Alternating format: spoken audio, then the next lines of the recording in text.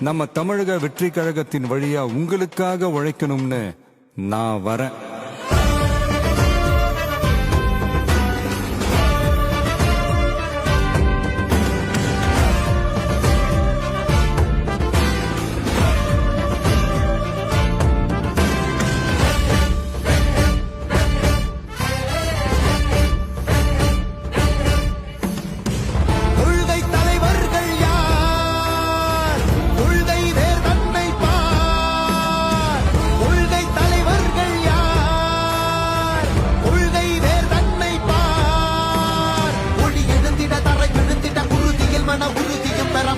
மொழி பாலினமது சமமென புது யுகம் பிறந்திட